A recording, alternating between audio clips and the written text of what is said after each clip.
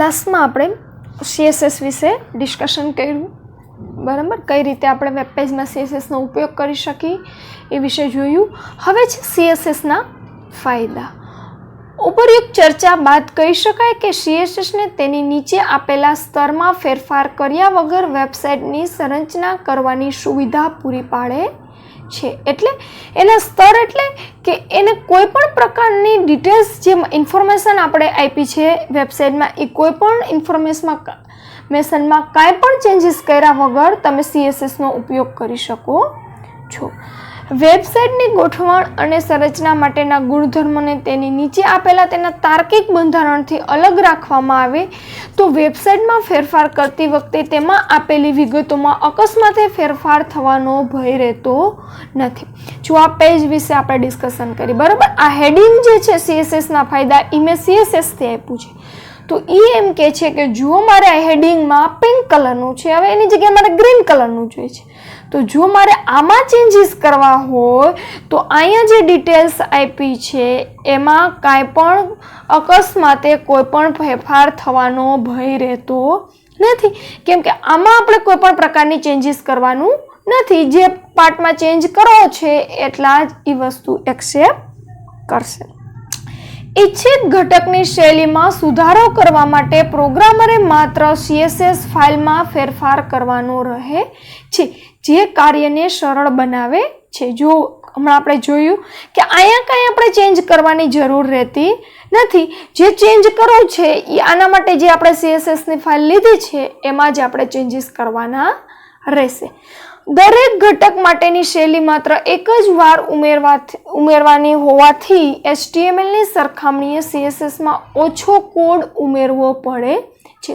જો હમણાં મેં તમને પ્રેક્ટિકલમાં પણ બતાવ્યું કે તમે એકવાર CSS લઈ લેશો, પછી જે જગ્યાએ તમારે CSS એડ કરવું છે ત્યાં જે H1 ઘટક આપશો એટલે એ ઓટોમેટિક ત્યાં ડિસ્પ્લે થઈ જશે. એટલે તમારે HTMLના પ્રમાણમાં CSSમાં કોડિંગ વધારે કરવાનું રહેશે નહીં. એટલે તમે વેબ પેજને ઝડપથી દર્શાવી શકશો. CSSનો ઉપયોગ વેબસાઇટની રચનાને ઝડપ અને કાર્યક્ષમ બનાવે છે. ક્લિયર? હવે આ હતા આપણા ફાયદા. હવે એના ગેરફાયદા પણ તમને આપ્યા છે કે જુદા જુદા બ્રાઉઝર માટે CSSની સુસંગતતા બદલાતી રહે છે. આનો અર્થ એ થયો કે સ્ટાઇલિશને કેટલીક સુવિધાઓને દરેક બ્રાઉઝર સમર્થન આપતું નથી. જો શું કહે છે, દરેક બ્રાઉઝરે CSSની સુસંગતતા એટલે એની જે સ્ટાઇલ છે એ બદલાય છે, કેમ કે આપણે જે વેબસાઇટ બનાવી છે એ વેબસાઇટ જોવા માટે કોઈ પણ ગ્રાહક ગમે બ્રાઉઝરનો ઉપયોગ કરી શકે. ગૂગલ ક્રોમ છે, મોઝિલા છે, ઇન્ટરનેટ એક્સપ્લોરર છે, ઓપેરા છે, બરાબર. તો હવે તો કે દરેક બ્રાઉઝરે CSSની જે સ્ટાઇલ છે એ અલગ અલગ બતાવશે. શું કામે? કેમ કે દરેક બ્રાઉઝર બધી સ્ટાઇલને સમર્થન આપતું નથી અને ઉપયોગકર્તાની અપેક્ષા અનુસાર તે શૈલીને દર્શાવી શકતું નથી. જો કેમ કે દરેક બ્રાઉઝરમાં એની સ્ટાઇલ અલગ અલગ બતાવશે, એટલે ઉપયોગકર્તા એટલે અથવા તો જેને વેબસાઇટ બનાવી છે એ વેબસાઇટ બનાવનાર વ્યક્તિએ જે સ્ટાઇલ એપ્લાય કરી છે એ બધી સ્ટાઇલ ત્યાં વ્યવસ્થિત દેખાશે નહીં. એટલે ઉપયોગકર્તાને જે એની અપેક્ષા પ્રમાણે જે વસ્તુ જોવી છે એ ત્યાં જોવા મળશે નહીં. પરંતુ હવે બ્રાઉઝરની અદ્યતન આવૃત્તિઓ વધુ પ્રમાણભૂત બની છે અને સુસંગતતાનો મુદ્દો ક્ષીણ થયેલો છે.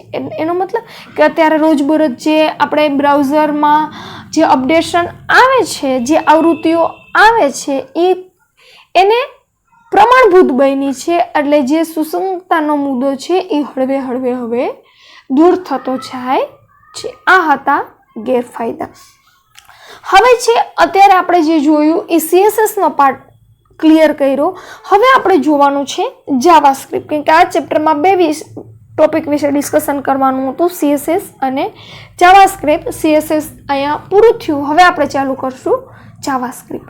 મૂળભૂત રીતે વેબ પેજમાં દેખાવનું નિયંત્રણ કરવા માટે HTMLનો ઉપયોગ કરવામાં આવે છે. હમણાં આપણે આગળ પણ જોયું, વેબ પેજમાં આપણે દેખાવનું નિયંત્રણ કરવું હોય તો શેનો ઉપયોગ થાય? HTML. હવે યાદ રાખો, HTML માં તમે સ્થિત એટલે કે સ્ટેટિક વેબ પેજ જ બનાવી શકશો. એનો મતલબ કે જ્યારે બ્રાઉઝરમાં રેન્ડર થાય પછી એમાં કોઈ પણ પ્રકારનું ચેન્જીસ થશે નહીં. એટલે HTML માં વેબ પેજનો દેખાવ નિયંત્રણ કરશે અને એમાં કેવા સ્થિત અથવા તો તમે સ્ટેટિક પેજ બનાવી શકશો. બરાબર? એટલે કે HTML માં માત્ર અપરિવર્તનશીલ વેબ પેજ આપી શકાય. એટલે કે તમે કોઈ પણ પ્રકારના પરિવર્તન એમાં કરી શકશો નહીં જ્યારે તમે રેન્ડરિંગ કર્યું હોય ત્યારે. હવે યાદ રાખો, નેટસ્કેપે જાવાસ્ક્રિપ્ટનો વિકાસ કર્યો. વારંવાર પૂછાય છે જાવાસ્ક્રિપ્ટનો વિકાસ કોણે કર્યો? તો કે નેટસ્કેપે. બરાબર? જાવાસ્ક્રિપ્ટ એક વેબ પેજમાં પ્રોગ્રામિંગનું પાસું ઉમેરવાની સુવિધા આપતી સ્ક્રિપ્ટિંગ ભાષા છે. ઓકે, હવે જુઓ કે સ્ક્રિપ્ટિંગ ભાષા એકદમ સરળ અને હળવી છે. સી લેંગ્વેજ અને જાવા ભાષા જેવી અદ્યતન કાર્યનો સમાવેશ કરવામાં એમાં આવતો નથી. ક્લિયર? હવે તો કે Mozilla Firefox, chrome, safari, internet explorer બધા વેબ બ્રાઉઝર જાવાસ્ક્રિપ્ટને સમર્થન આપે છે. એટલે કે જાવાસ્ક્રિપ્ટમાં બનાવેલા વેબ પેજ આ બધા વેબ બ્રાઉઝર આપણે જોઈ શકાશે. હવે તો કે જાવાસ્ક્રિપ્ટમાં બનાવેલું પેજ અપરિવર્તનશીલ રહેતું નથી. HTML માં અપરિવર્તનશીલ, સ્થિત અને સ્ટેટિક પેજ હતા, જ્યારે આમાં તો કે ગતિશીલ અને ડાયનામિક પેજ રજૂ કરશે. કોણ? તો કે એ જાવાસ્ક્રિપ્ટ. ક્લિયર?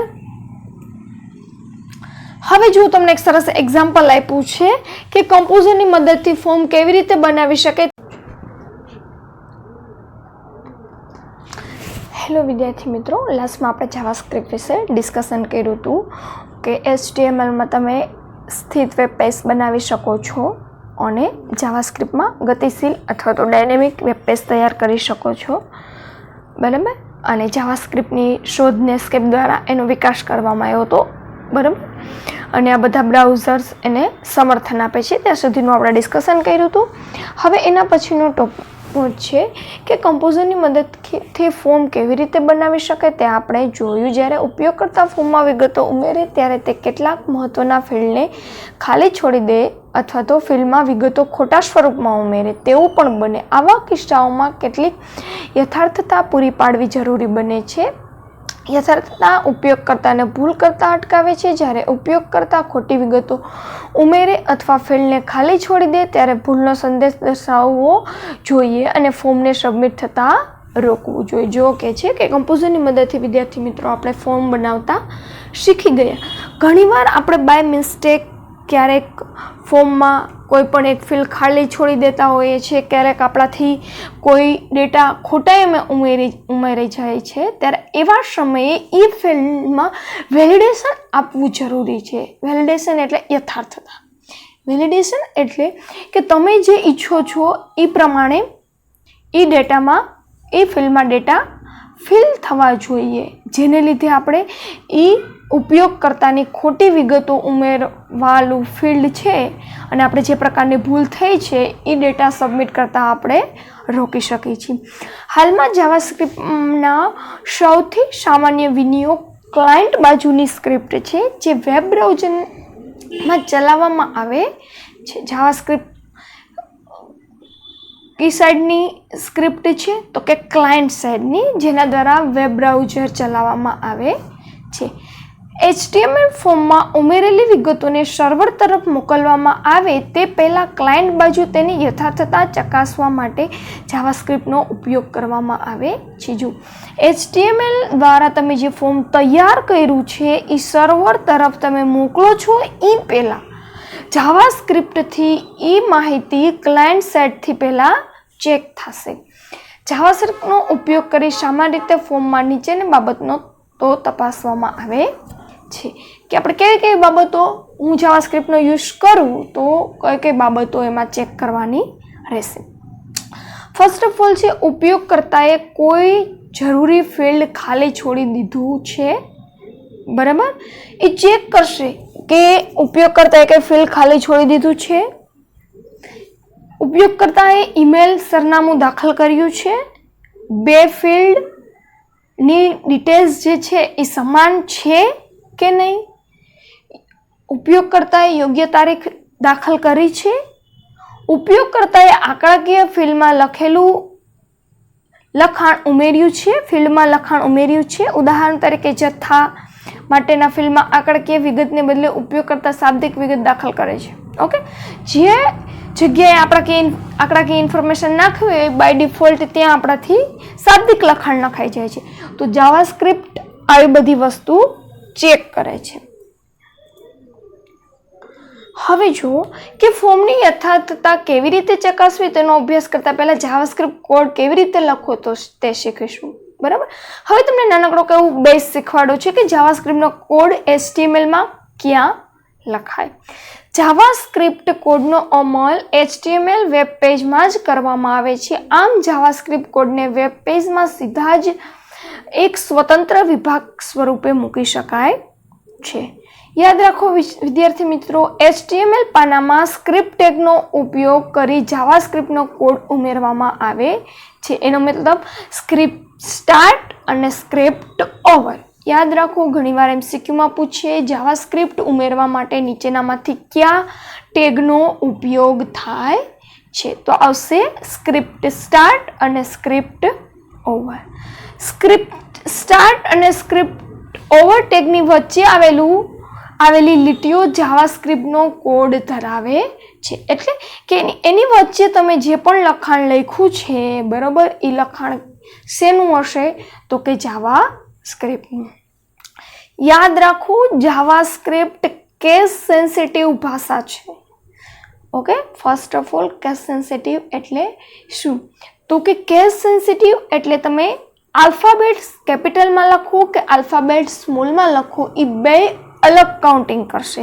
એટલે જ્યાં કેપિટલ હશે એ વસ્તુ તમારે કેપિટલ લખવાની રહેશે અને સ્મોલ હશે એ વસ્તુ તમારે સ્મોલ લખવાની રહેશે.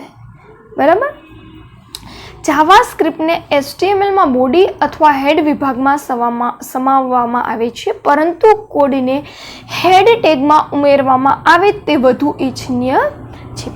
જો HTML જ્યારે પ્રોગ્રામ લખો છો, સ્ક્રિપ્ટ કાં તમે બોડી વિભાગમાં લખી શકો છો કાં તમે હેડ વિભાગમાં લખી શકો છો, પણ હેડ વિભાગમાં આપણે સ્ક્રિપ્ટ જે લખી છે એ વધુ ઇચ્છનીય છે. સ્ક્રિપ્ટ ટેગ બ્રાઉઝરને તેની વચ્ચે રહેલા તમામ લખાણોને એક સ્ક્રિપ્ટ તરીકે અર્થઘટન કરવાનો નિર્દેશ કરે છે. કમ્પોઝરના સોર્સ વ્યૂનો ઉપયોગ કરી એક સરળ જાવાસ્ક્રિપ્ટ કોડ લખીએ. ઓકે, હવે એક નાનકડો જાવાસ્ક્રિપ્ટનો કોડ લખતા આપણે શીખવાડ્યો છે અને બ્રાઉઝરમાં કઈ રીતે ડિસ્પ્લે થશે એના વિશે હવે ડિસ્કશન કરી. આ છે આપણો જાવાસ્ક્રિપ્ટનો કોડ. HTMLમાં જુઓ, હમણાં આપણે કીધું બોડી અને હેડ વિભાગ. બરાબર, જુઓ અહીંયા હેડની અંદર ટાઇટલ પછી અહીંયા સ્ક્રિપ્ટ સ્ટાર્ટ કરી છે. Document dot write hello student double inverted કોમામાં હેલો સ્ટુડન્ટ લખ્યું છે અને પછી સેમિકોલન આપ્યા છે, પછી સ્ક્રિપ્ટ વિભાગ પૂરો કરી દીધો છે. એક નાનકડો મેસેજ પ્રિન્ટ કરાવે છે હેલો સ્ટુડન્ટનો. ક્લિયર? આ કોડિંગ આપણે કમ્પોઝરમાં સોર્સ વિભાગમાં જઈ અને લખવાનું રહેશે. બરાબર, હવે જો આપણે જે લાઈન લખી હતી document dot write hello student, એના વિશે સમજાવે છે કે સ્ક્રિપ્ટ ટેગમાં માત્ર એક જ વિધાન લખેલું છે, ડોક્યુમેન્ટ ડોટ રાઇટ બ્રેકેટની અંદર ડબલ ઇન્વર્ટેડ કોમામાં હેલો સ્ટુડન્ટ લખવામાં આવ્યું છે. તો કે હવે યાદ રાખજો, આ રાઇટ છે એ શું છે તો કે એ એક પ્રકારની મેથડ છે. ડોક્યુમેન્ટ ઓબ્જેક્ટનો એક ભાગ છે. આ ડોક્યુમેન્ટ જે છે એ શું છે તો કે એ ઓબ્જેક્ટનો એક ભાગ. બરાબર, રાઇટ આપણી મેથડ છે, ડોક્યુમેન્ટ એ ઓબ્જેક્ટનો ભાગ છે. જે લખાણ દર્શાવવાનું હોય તે ડોક્યુમેન્ટ ડોટ રેમ્પ નામની મેથડમાં પ્રક્રિયાના ચલ તરીકે આપવામાં આવે છે. એનો મતલબ કે જે લખાણ આપણે ડોક્યુમેન્ટ્સમાં ડિસ્પ્લે કરવાનું છે એ લખાણ આપણે આની અંદર લખશું. આપણે હેલો સ્ટુડન્ટ લખેલું છે. હવે વિધાનના અંતમાં આપવામાં આવેલું અર્ધવિરામ ચિહ્ન એટલે કે સેમિકોલન જાવાસ્ક્રિપ્ટમાં વૈકલ્પિક છે.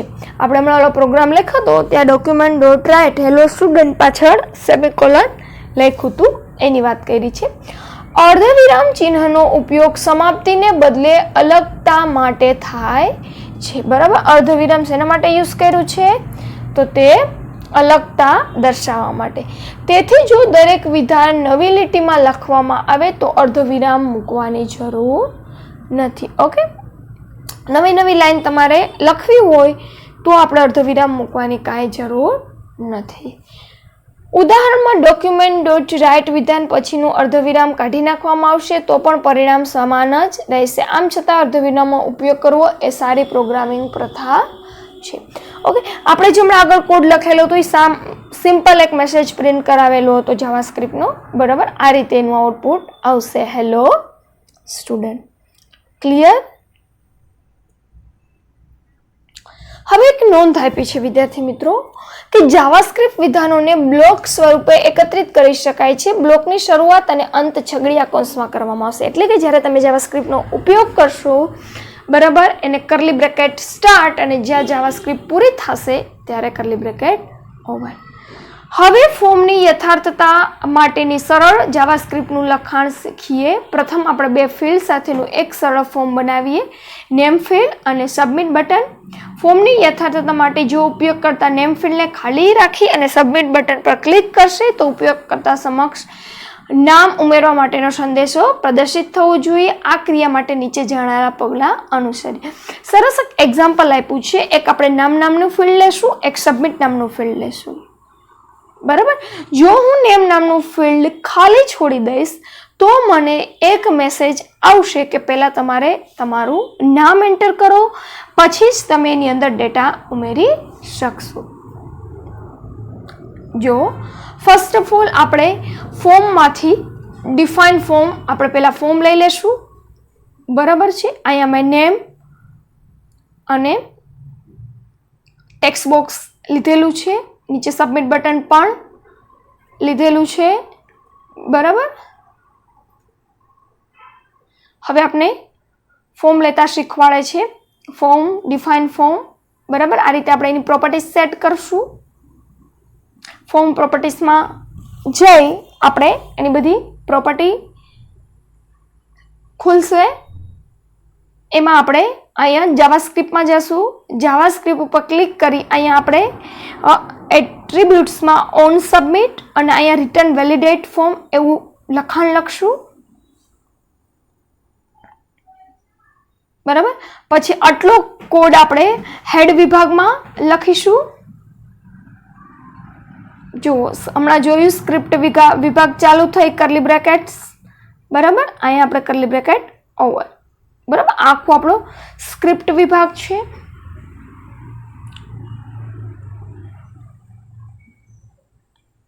બરાબર, હવે આમાં આપણે વેલિડેટ ફોર્મ વિધેય, પછી ચલ લીધો છે એક, ઇફ શરતી વિધાન લીધું છે, એલર્ટ આંતરપ્રસ્થાપિત વિધેય લીધું છે, ડોક્યુમેન્ટ ઓબ્જેક્ટ આપણે લીધેલો છે, ફોકસ પટ્ટી લીધેલી છે. એ આપણે હમણાં આગળનો જે પ્રોગ્રામ જોયો ને વિદ્યાર્થી મિત્રો, બરાબર, એમાં આ બધી ડિટેલ્સ આપણે લીધેલી છે. તો એના